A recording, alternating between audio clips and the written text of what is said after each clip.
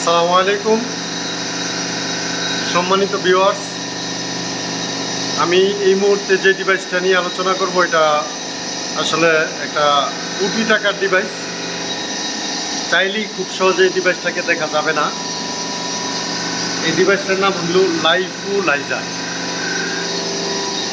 আমি প্রথমেই তার বাহ্যিক কিছু দৃশ্য দেখাই নেই, এই যে আমি ছোটটুকু দেখাই নেই, তারপরে এটা আবার একটু বর্ণনা করব, আপনারা একটু সঙ্গে থাকুন। এই হলো এটার প্যানেল বোর্ড, এই হইল আবার এটার এই সাইডের অংশ, হইল একটা অংশ। তো এটার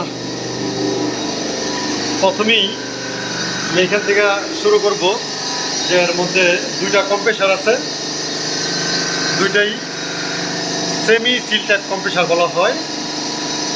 বিশাল বড় বড় একটা আইস ফ্যাক্টরিতে এত বড় কম্প্রেসার ব্যবহার করা হয়, দুইটা আইস ফ্যাক্টরি কম্প্রেসারের মতো।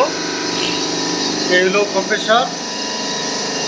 কম্প্রেসারের পরে সে যে লাইন আউট হয়ে গেছে, এখান থেকে বের হয়ে এই কম্প্রেসারের আউটপুটটা বের হয়ে ওই জায়গায় দুইটা অয়েল সেপারেটর, এই যে অয়েল সেপারেটর দেখতেছি, এটা হলো কম্প্রেসার। এই লাইনটা অনেক হট, এখান থেকে লাইন বের হয়ে গেল।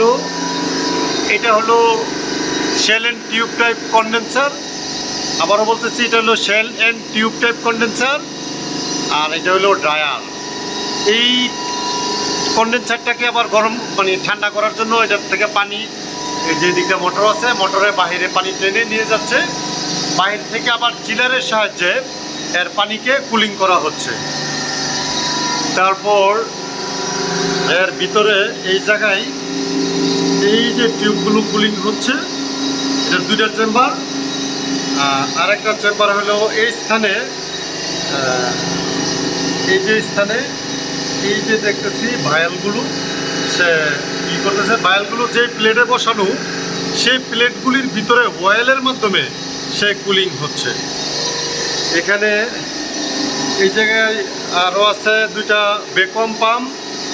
আমরা যেই বায়ালগুলি রাখা হয়েছে ওই বায়ালগুলির মধ্যে যে বায়ু আছে সেই বায়ুকে এই কম্প্রেসারে টেনে, এই যে ভ্যাকুয়াম পাম্প দেখা, এই ভ্যাকুয়াম পাম্পে টেনে বায়ুগুলিকে নিয়ে এই পাইপ দিয়ে বের করে দিচ্ছে। আর এখানে যে বললাম যে এই বায়ালগুলি কুলিং হচ্ছে লিকুইডের মাধ্যমে, লিকুইড অয়েল, এটা হলো লিকুইড অয়েল চেম্বার। এখান থেকে হিট কন্ডেন্সার থেকে ইয়াটা এসে দুইটা এই জায়গাতে এভাপোরেটর, এখানেও এভাপোরেটর আছে একটা অংশ, এই যে এভাপোরেটর অংশ, এই টিউবগুলো কুলিং হচ্ছে, হ্যাঁ, যে টিউবগুলো কুলিং হচ্ছে। পাশাপাশি এই অংশতেও কুলিং হচ্ছে।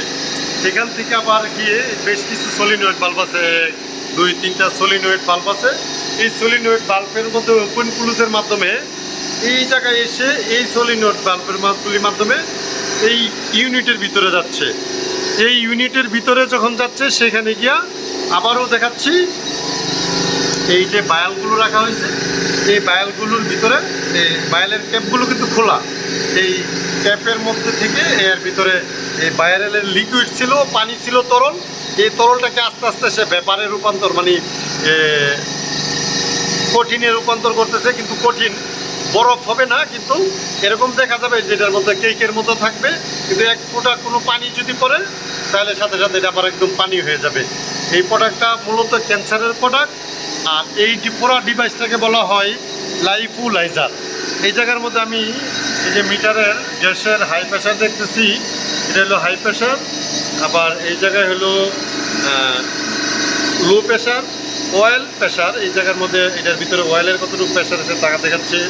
এই জায়গার মধ্যে হলো mid pressure, mid level pressure. এই জায়গায় হলো লো প্রেশার, কারণ আমরা জানি যারা আরএসি লাইনে আছে যে কম্প্রেসারের ভিতরে দুইটা প্রেশার থাকে, একটা হাই প্রেশার একটা লো প্রেশার। এখানে ইউনিট যদি অনেক বড়, এখানে লো মিড লেভেলের একটা প্রেশারও আছে, আর এই প্রেশার কাট আউটও আছে, হাই প্রেশার, হ্যাঁ। তারপরে মিড প্রেশার এখানে বেশ কিছু আছে। টোটালি এখান থেকে দেখলে আরও অনেকগুলো ডিভাইস আছে। আমরা এর ভিতরে যদি যাই, বাহিরের অংশে এখানে আমাদের কোনটা কত এম্পিয়ার নিচ্ছে তাও দেখাচ্ছে। এই জায়গায় HMI আছে, পাশাপাশি ভোল্টেজ 388 ভোল্ট, এটা এম্পিয়ার। এর ভিতরের অংশ আমরা যদি যাই, অনেক অনেক সুন্দর একটা অংশ, আমরা অনেক কিছু দেখতে পাচ্ছি এর ভিতরে। আমি যে বড় করে দেখালাম, এর ভিতরে যদি যাই, প্রথমে আমার এখানে বিশাল এক সার্কিট ব্রেকার আছে, হ্যাঁ, MCCD, এটা হলো ABP একটা সার্কিট ব্রেকার অন অবস্থায় আছে এখন, যেহেতু ইউনিটটা চালু।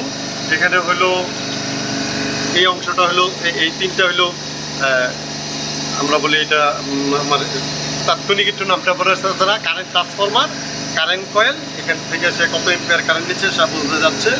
এখানে এসে একটা বাসবার নিউট্রাল ABC দিয়ে তিনটা লাইন, হ্যাঁ, আর এটা হলো আর্থ বোঝাইলো। এইখানে এসে এই সবগুলো হলো সার্কিট ব্রেকার। এগুলি আবার এই যে সার্কিট ব্রেকার, এই সার্কিট ব্রেকার ঠিক করলে এই যে সার্কিট ব্রেকার। এখানে হলো SSR সলিড স্টেট রিলে, আর এগুলি হলো ম্যাগনেটিক কন্ট্যাক্ট। আর ম্যাগনেটিক কন্ট্যাক্টের এগুলি হলো অক্সিলারি, হ্যাঁ, কন্ট্যাক্ট। এখানে অক্সিলারি কন্ট্যাক্ট, এইখানে আবার কিছু সার্কিট ব্রেকার, তারপর এখানেও একটা সলিড স্টেট রিলে। এরপরে এই জায়গার মধ্যে হলো, হ্যাঁ, মুক্স বলা হয়।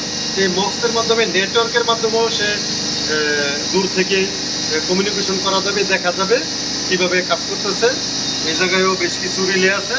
তারপরে এটা হলো একটা PLC ডিভাইস। এই যে ডিভাইসটা দেখতেছি, এই পুরো ডিভাইসটুকুই PLC, অনেকগুলি ওয়ের, হ্যাঁ, এটা দেখা গেছে যে এইখানে যে PLCটা আছে, বিশাল বড় PLC, পার্ট বাই পার্ট করে করা আছে। তারপর এই জায়গায় হলো এই সবগুলো হলো রিলে, হ্যাঁ, যে আমাদের এই যে অপশনগুলো, এটাও এক প্রকারের রিলে, এগুলিও রিলে, এই সবগুলো রিলে। আর এইগুলি হলো কানেক্টর, এই নিচেরগুলোও কানেক্টর, এইখানে এগুলিও কানেক্টর। এইটাকে চালার জন্য এখানে একটা ট্রান্সফরমার, আর এই জায়গায় একটা 24 ভোল্টের পাওয়ার সাপ্লাই।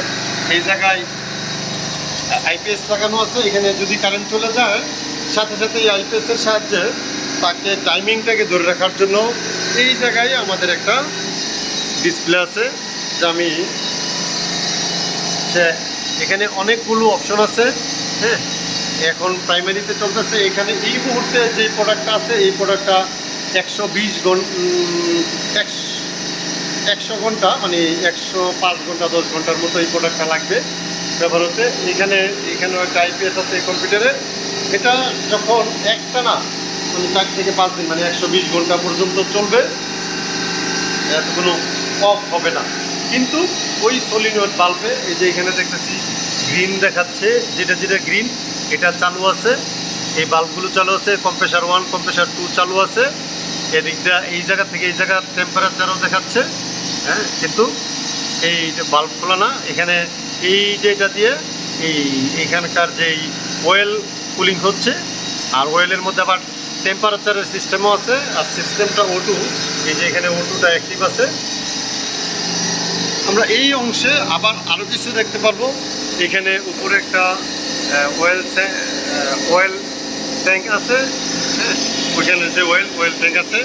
এখানে ভ্যাকুয়াম পাম্প আছে, হ্যাঁ, এখানে অনেকগুলো সলিনয়েড বাল্ব আছে।